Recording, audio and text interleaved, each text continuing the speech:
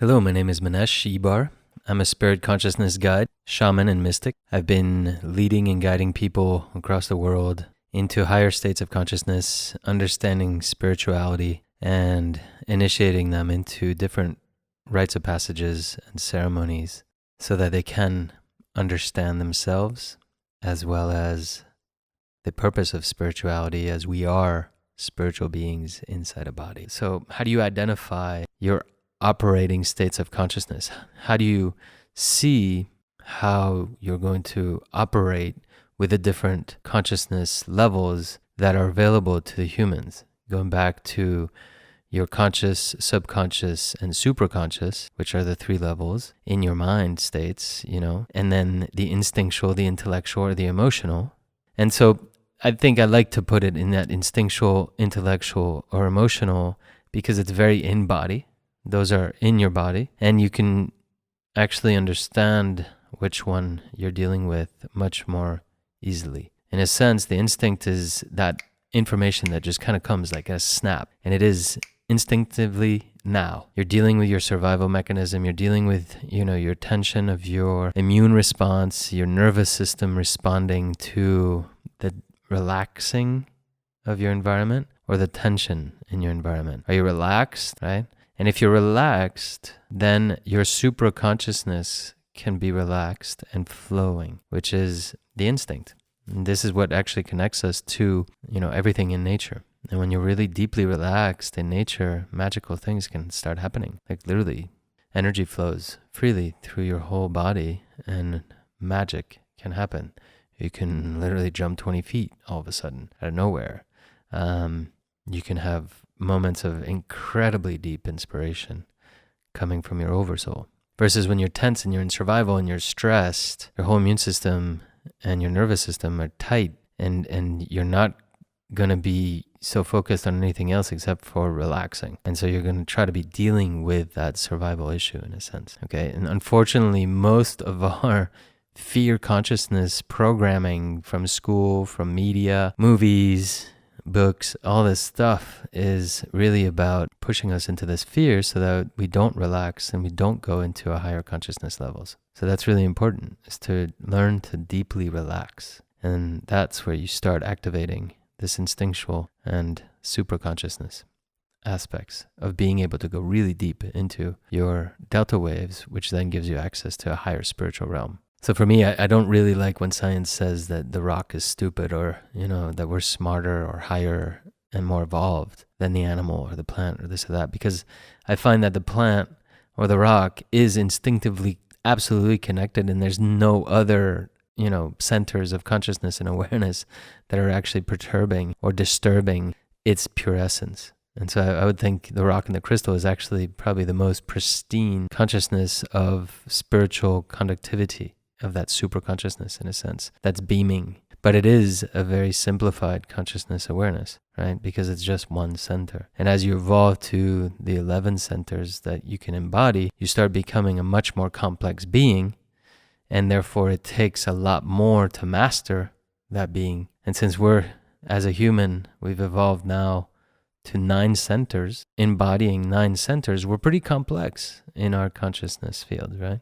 And so moving to the intellect, I think most of us know the intellectual consciousness awareness. It's a very busy mind. It's that monkey brain that's trying to figure things out, that's trying to put things into a logical system. It's taking that abstract, instinctual information and making it logical and making meaning out of it and trying to make sense, in a sense, the why aspect and how does this work, and creating stories around that, creating mathematics around that. And that's where you see the myth and the math, like kind of being the two sides to a structuring mind of consciousness, which is quite interesting. And then you have this other level of consciousness, which is the emotional, which is quite unreasonable. It's very new awareness in a sense, which isn't just reactive.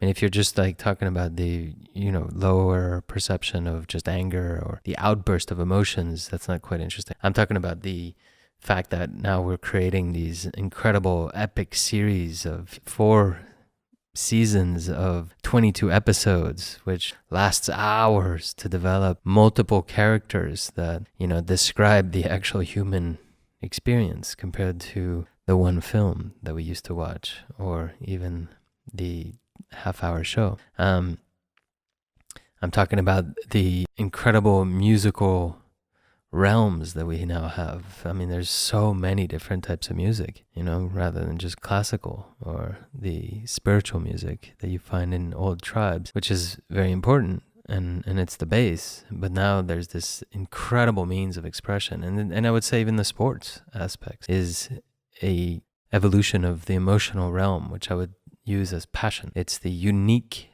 individual expression of passion for being alive. So there's this whole other realm of consciousness there that is very unique, and it's not logical, it's not reasonable, and yet it is what we value the most in this world today. So where are you in that?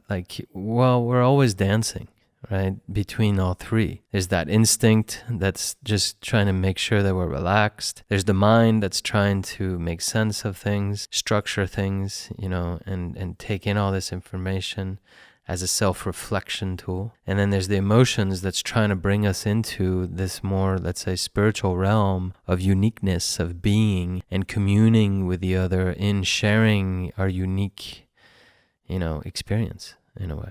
Those three levels are continuously going on as this wild, beautiful dance. And this is what being human is about today. And it's quite fascinating. I mean, one of the ways that I can also talk about it is that there is this kind of evolution that's happened where at one point we were tribal, which is very instinctual, and we followed the mechanics of that instinct as we were nomads and tribes and moved around and had to figure out, the survival mechanisms and the easier things for that survival mechanism to happen. And probably at that point, the very strong, powerful were the leaders, the ones that could have that instinctual drive to lead and to hunt, and they knew where the berries were, and they had the right instincts to survive, basically. And when the mind came, it was much more of a logical field where, it's about tool making, it's about planting and organizing and structuring the tribes to become one and staying in place, and that's what really created our society. And I'd say probably over the last 300 years, we've moved into this emotional realm, which is about connecting. It's about creating that connection, where we feel each other and we feel our connectiveness. And we've created even technology that's moved into that so that we can express our uniqueness to the other so the other could feel us, right? And so this is part of a whole evolution, is these different steps of consciousness: instinct, intellect, and emotions, which is basically, now if you superimpose that aspect of conscious, subconscious, and unconscious, or conscious, subconscious, and supraconscious, you can start seeing that there is a level of the mind, which is all that's the mind, that is able to get fed from these other realms of consciousness. And if you really think about it, in terms of the chakras, these energy centers that we embody inside of us and that we've evolved from, and that we're evolving towards higher states of consciousness, the mind actually takes in a lot more than these three levels, which is more complex to understand. But this is really what we're dealing with as humans, is these 9 centers. And I think what the difference between the 7-centered being was that it was still very mental, and it was very much about the strategy of perfecting our body and the strategy, therefore, of surviving. Versus now, with the 9-centered beings, it's really about communing with the other through our unique perspective. And so the one-size-fits-all drugs or medicine or spirituality or schooling doesn't work anymore. For the mind, teaching logic, well, there's a logic to learn. There's a math to learn. There's a grammar to learn. There's a method that everybody can tune into. But when you're dealing with the passion, it's really unique for each person. And so as we've gotten more complex in our conscious evolution as human beings, we're moving into this, much more complex field of being, and therefore much more unique In a sense, if you go back to the 7-centered beings, there was always these outside, external to us chakras that still existed. But the 9th chakra at that point was all about our unique soul dream. So we're embodying our uniqueness now, and we're able to express it into our body, through our body, and live that as our reality. And then how do we share that with the other? So we've gotten more complex about communing with the other through these higher realms of consciousness. And I think this is where getting into personalization is the next level. I mean, personalized medicine, personalized schooling, and personalized spirituality is what I've been trying to focus on for the last 10 years, because I realized that each person was so unique and different, and you can't give a prescription that just blankets everybody. It doesn't really work anymore, because each of us has gotten more complex. And so the people that are still stuck in the mind trip, in the uniqueness of the mind consciousness and the logic, they want that to happen. But actually, that's why we are, as the singularity theorists are talking about, is that we're moving into the mind becoming one with AI, and therefore we're debating, what was the purpose, or what is the purpose of the human? If we distinguished ourselves from the animal as us having a mind, and that's making us more aware and self-aware and conscious, and therefore we're conscious beings, which is a wrong definition. But if we're in that logic, then of course, if AI takes over the mind, then we are useless. When actually, for me, it's very much a natural progression of humanity, which is that we're moving into the full 9-centered expression, which is absolutely unique and individualized, right? And therefore the mind, which is kind of actually generic, like learning how to drive a car. Well, there is a logical way of driving the car, the best. At one point, top performers, top athletes, it's the actual motion that gives us that edge. It's the passion. It's the edge of the uniqueness. But besides competition, and besides high performance, and besides high athleticism, which is always going to be there, and it's actually only going to go further, the kind of base intellect is very easy to give to robots and AI, so that we actually don't need to deal with the perfection of survival.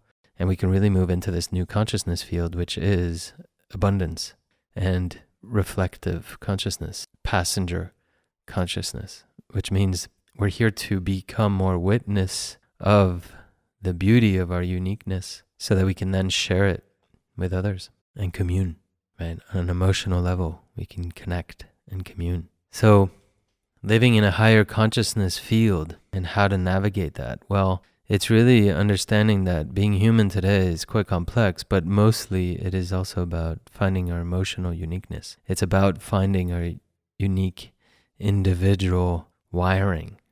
It is about finding our unique individual subconscious programming. And when you start really seeing that, you get out of the victim mode. You get out of this victim, savior, prosecutor kind of ideology, which has kept us very much stuck in being overreactive emotionally and kind of blaming the other, and complaining about our own life because it's not like the other. But that's actually the beauty. That's actually the evolution, is that we're all absolutely 100% unique. We all have a unique perspective that we're trying to bring into this nature, into this hologram, into this simulation, by being our own unique simulation, our own unique avatar that wants to bring in this new awareness field, which is the emotional, irrational, unreasonable beauty of passion. This is all happening right now. The health industry is breaking down because generic drugs don't work, and the generic vaccine won't work.